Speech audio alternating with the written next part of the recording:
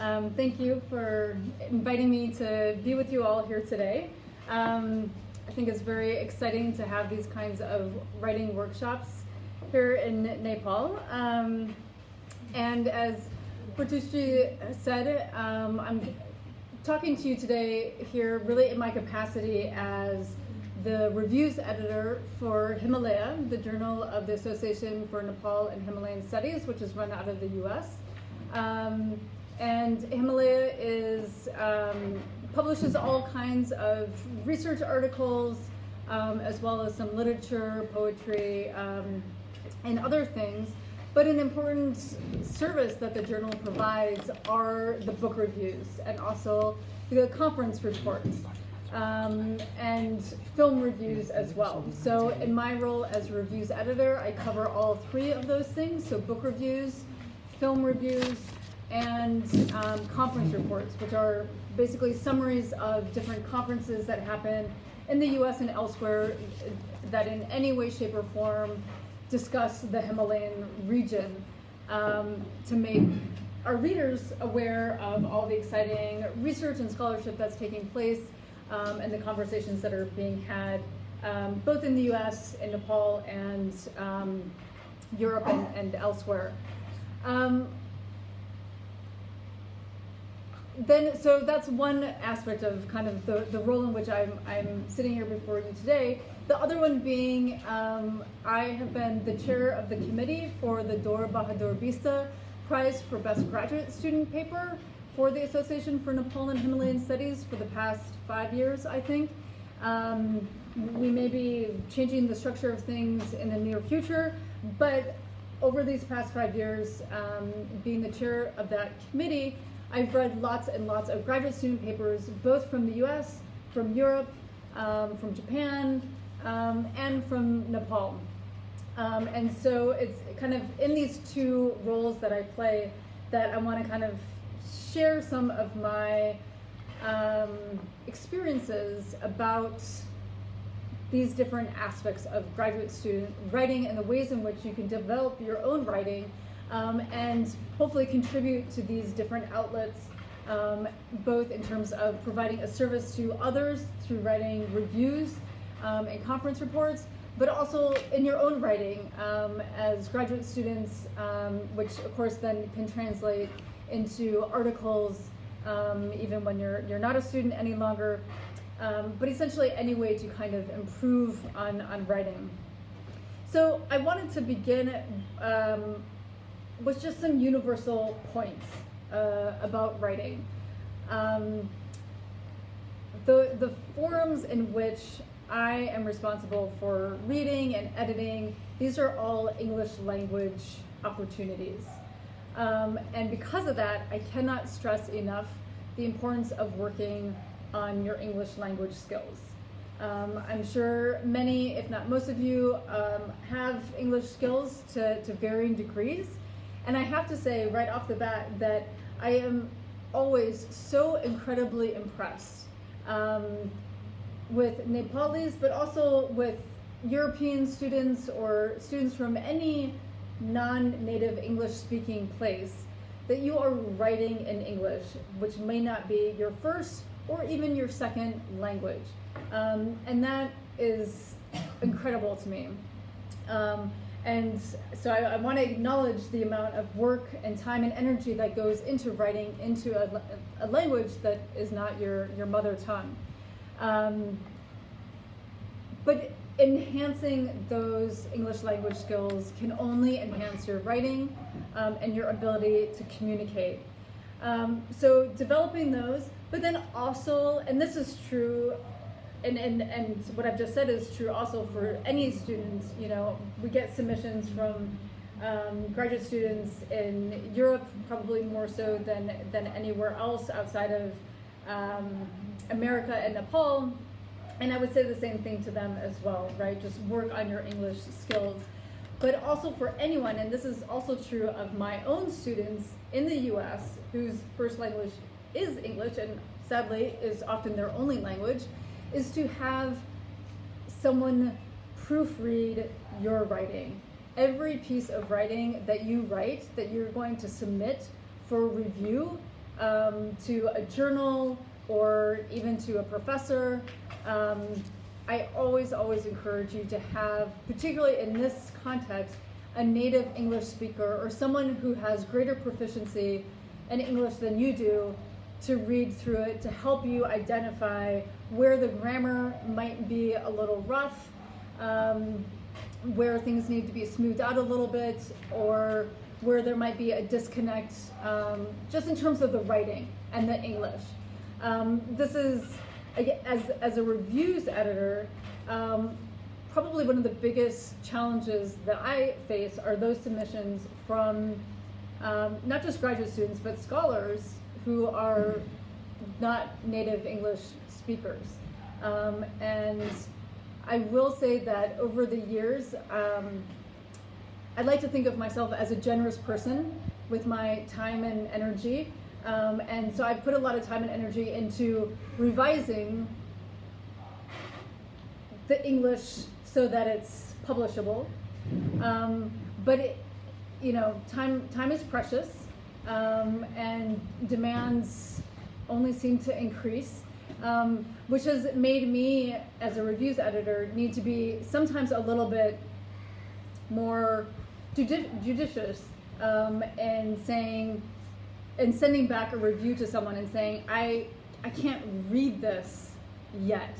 You need to have someone read through this and then send it back to me to read. That's very few and far between that I've done that. But all of this is to say that having someone who has greater English language skills than you do can only facilitate the process and the success of having a piece of writing accepted for anything. Okay, so in terms of book reviews specifically, I'm going to kind of break down my comments in terms of book reviews, and then also thinking about graduate student papers that you might submit for a prize competition like that of the Association for Nepal and Himalayan Studies. So for book reviews, there's several things to keep in mind. First of all, have any of you written a book review before? Does anyone have experience doing that? Good. Okay. So this is mostly a new experience, which is great. There are always tons of books needing to be reviewed. And particularly as a graduate student, this is an excellent way to get some experience, both in reading things that you need to read anyway, and in writing, improving your writing skills in English or otherwise, and getting something published, right? And the cherry on top, as we say in English, is that you get a free copy of the book. And so that is, almost always that is the case. And so that is a huge incentive. At least it always has been for me, because I'm addicted to books. So the opportunity is great. In terms of kind of some basic things to think about at the very outset.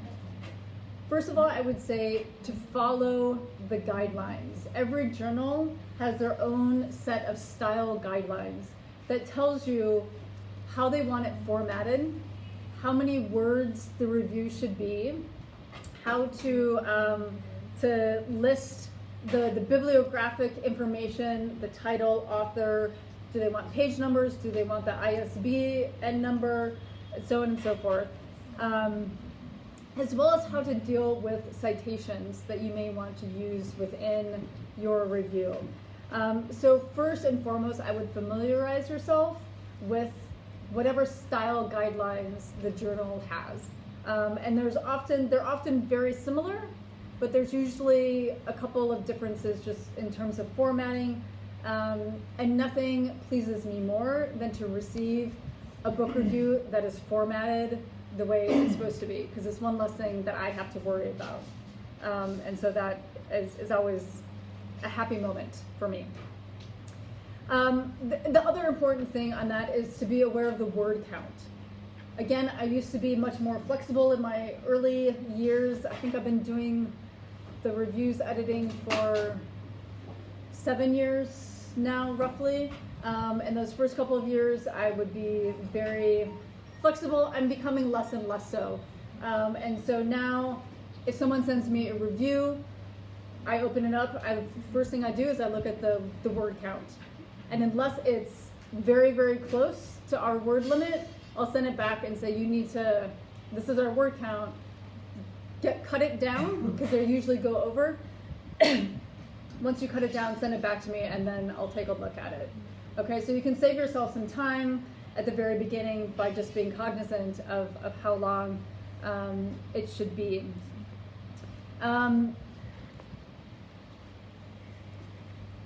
Okay. The next thing that I would think about in terms of preparing a book review is read some book reviews in the journal that you're going to be submitting your book review for. That will give you an idea of other successful book reviews, right? Particularly if you haven't written a book review before. I'll be talking about in a minute, there's no one set formula for book reviews. So there are a couple of different ways that you can go about doing it. So look at some of the ones that are in the most recent issues of the journal that you want to submit to get a sense of what they look like and how others have gone about doing it, right? I should say too that in terms of kind of the logistics of writing a book review, oftentimes as a review editor, I have an ongoing list that, in the case of Himalaya, you can go on the Himalaya Journal website and find a list of books that we have waiting to be reviewed. And I invite anyone to look at that list and then contact me to say, I would like to write, or I'd like to review this book, is it still available? But I also then, if I hear of books, and this happens more often than not, I send out emails to different people that I think would be an appropriate reviewer, soliciting a book review from them.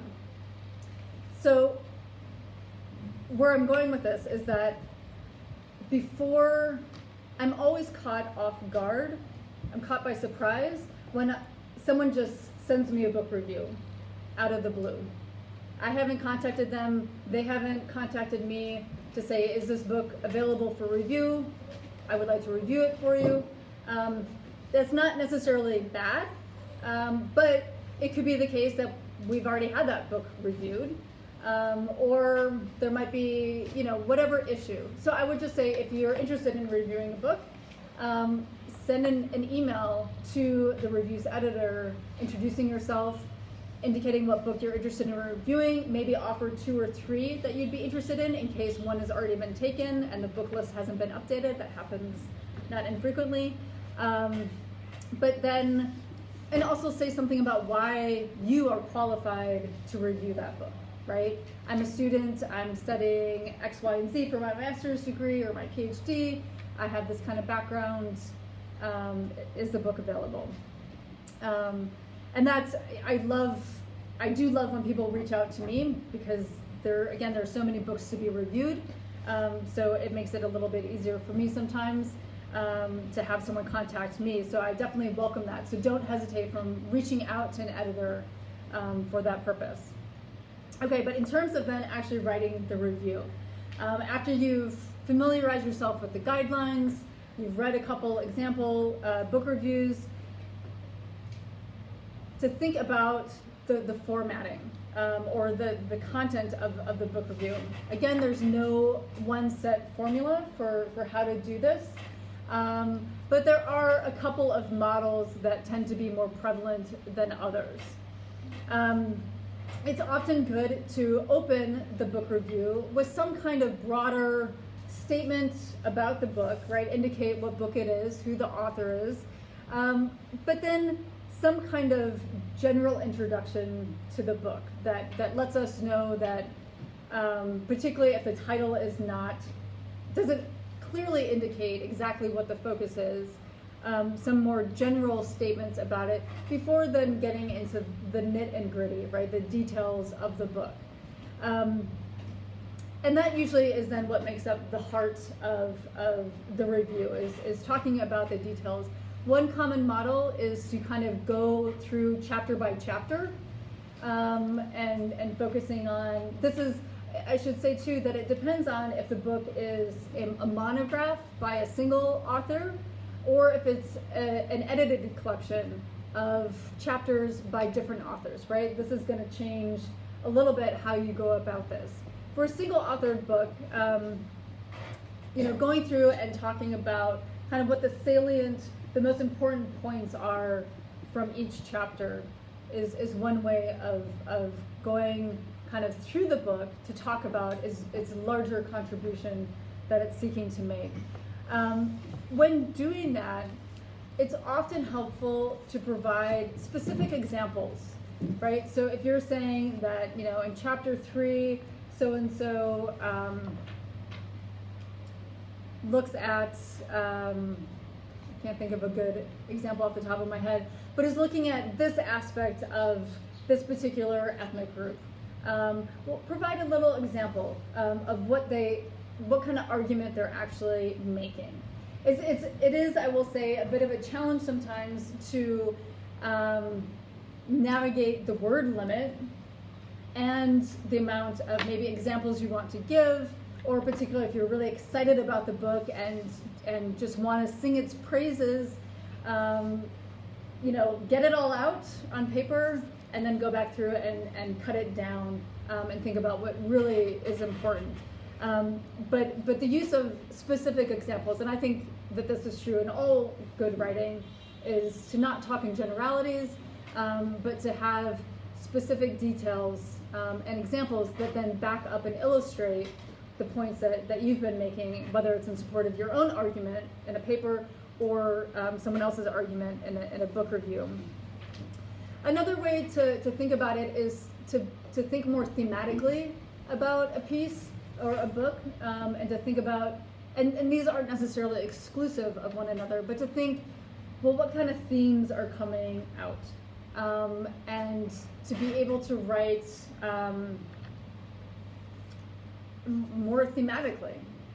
So I in my head, I have these kind of two predominant models. One is where the reviewer goes chapter by chapter, talking about the main contributions of each chapter and how it contributes to the larger focus of the book.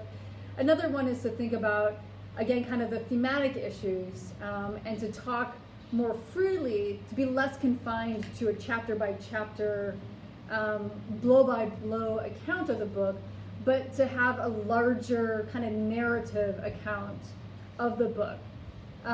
Both can be quite successful. Some might be easier than others at different stages or depending on the book that you're reviewing, right? Thematically, in edited volumes, that might be a little bit easier in some ways to say, in this edited collection, the first part is looking at governance and polity, and the contributors, here are some examples of that.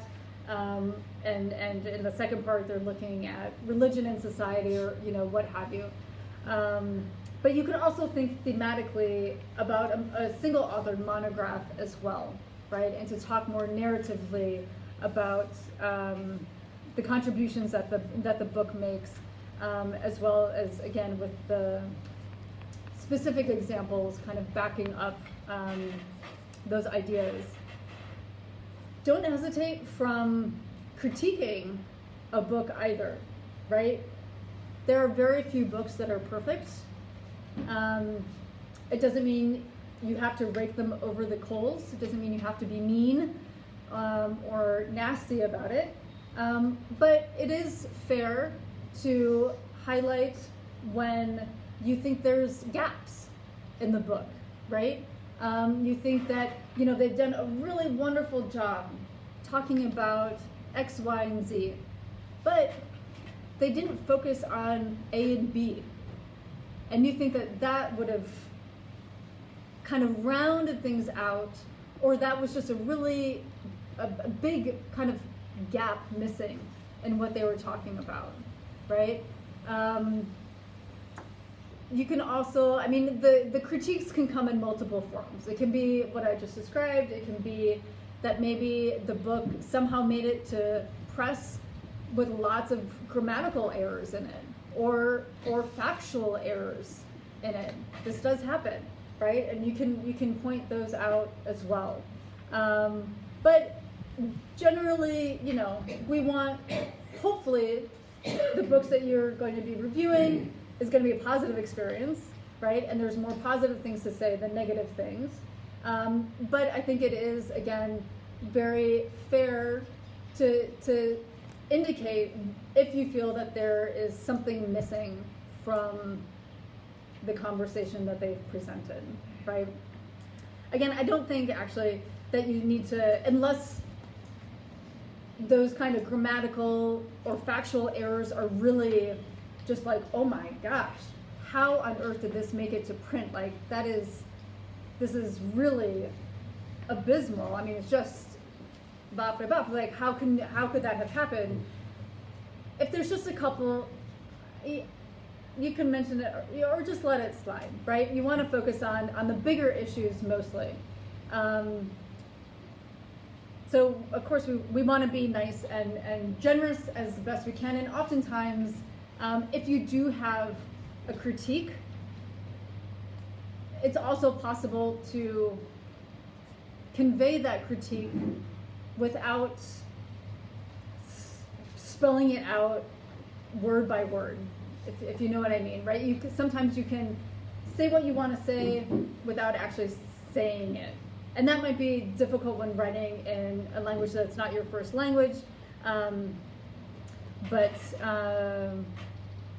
We can talk about critiques if you want to talk more about that. But then I would end the review on a positive note, right? Unless there have been instances, and I've had to read and edit some of these, where the reviews have been from beginning to end negative, where the reviewer just thought that this work really had very little substance, very little contribution to make, right? But they justified that, right? And articulating why the work that they were reviewing was problematic and how things were not resolved or presented well. But generally, most of the scholarship being put forward that's going to make it into these journals for review are going to be positive contributions. And so to end with something that is broader about the contribution that the book does make to the larger literature that it belongs to, right? So indicate what that is. Who's going to be the main audience for this book?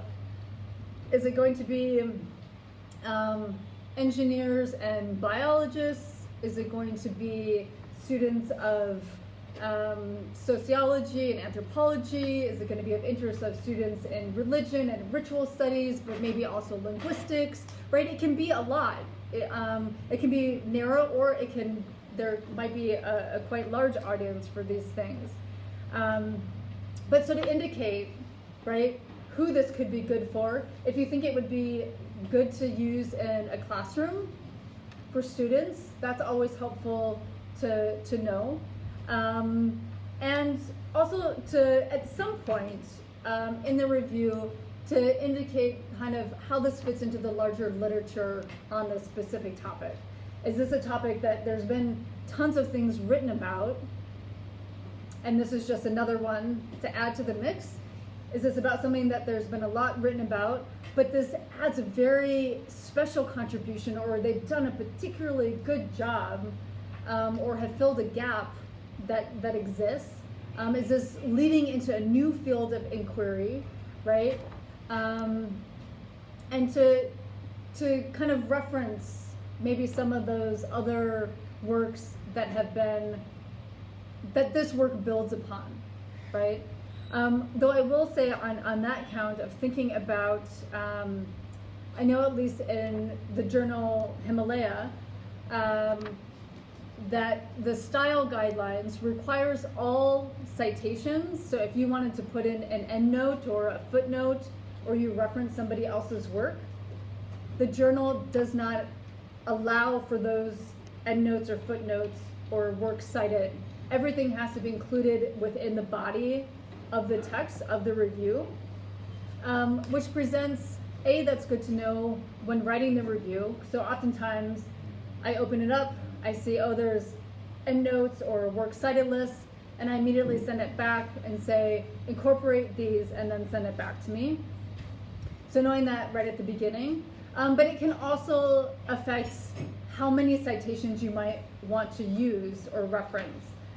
Recently I had a review and they had almost a paragraph full of citations of other works that were relevant, but it became difficult to read. And so I finally said, do we really need all of these citations? And after a little bit back and forth, they cut it down to just one or two. So to just be cognizant of that and the style guidelines for whatever journal you're preparing things for. Okay, I think that's kind of what I wanted to convey about book reviews, most specifically. Let me just also briefly say something about conference reports. And the same thing that I say about book reviews can also go for film reviews. There's lots of increasing number of interesting films being produced relevant to the Himalaya. And so getting those reviewed as well is most welcome. As far as conference reports go, I'm always personally, as the reviews editor for this journal, desperate to find people to write conference reports. So if you attend a conference, be it in Nepal or somewhere else, and you think that it's worth others knowing about it, let me know, and then we can have a report written. And in those, we want to highlight, what again the main contributions are, sometimes who the specific people engaged with are. And so on and so forth. But that is also a really great service, and other journals do that as well too. Now, as far as things like the Dor Bahadur Bisa Prize for Best Graduate Student Paper, which again is run through the Association for Nepal and Himalayan Studies. First of all, I would really encourage any of you to submit something for that if you are currently enrolled in a graduate studies program. That can be master's or PhD. The deadline in recent years has been May 1st. And oftentimes the papers that are submitted are from classes, papers that students have written for a class, or part of a dissertation chapter. And both is welcome as long as it meets the page requirements. So again, look at the requirements, look at the eligibility requirements as well. And here again, one of the biggest services and ways to help yourself is to ensure that your English in the paper is as strong and clear as possible, right? Because here again, and this is a competition, so it's not just writing it and having someone like me review it and polish it for publication, but here your paper is being judged against other students' papers, and those students for this particular prize are coming from all over the globe, but certainly from the US as well. And so ensuring that your English, that it's as grammatically correct as possible, can only better your chances of success. And I think that the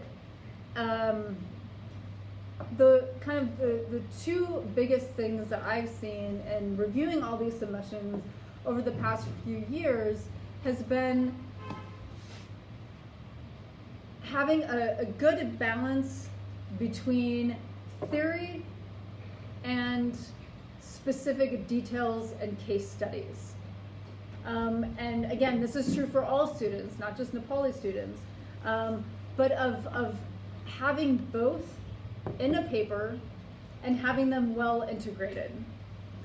So oftentimes, a lot of these papers, and this is kind of part of the process of becoming a better, more confident writer, is integrating the theory into the details and the details into the theory, rather than having a paper that the first half is the theory, the second half is the case study.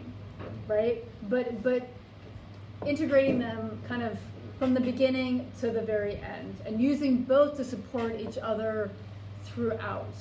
A lot of the papers that have come from Nepal in recent years tend to be data heavy. So there's a lot of statistics, which are really interesting, but we need to take it to the next level, right? We need to know, well, what do you want me to know about those statistics? Don't just assume that I'm gonna read a bunch of numbers and come to the same conclusion that you do, right? You need to tell the reader what you want them to know. And again, particularly in this kind of prize competition, the submissions are coming from all sorts of different disciplines. So we've received them from musicology, history, anthropology, linguistics, economics, art history. I mean, they've been across the board. So you have to think about who your audience is. So even if this is a paper that you've written for a class, if you're gonna submit it for this prize competition, you may wanna take a minute or a little bit longer to think about, okay, it's not just my teacher, my professor who's reading this now, who knows the context out of which this paper developed, but this is a bunch of people who are just seeing this for the first time, and they're going to be reading lots of different papers. So what do I need to do to make this even more accessible to them? Maybe a little extra background, maybe taking out or adding in a certain amount of theory, or taking out, adding in a certain amount of data, right? These sorts of things. So thinking about who your audience is in any writing is going to help, right?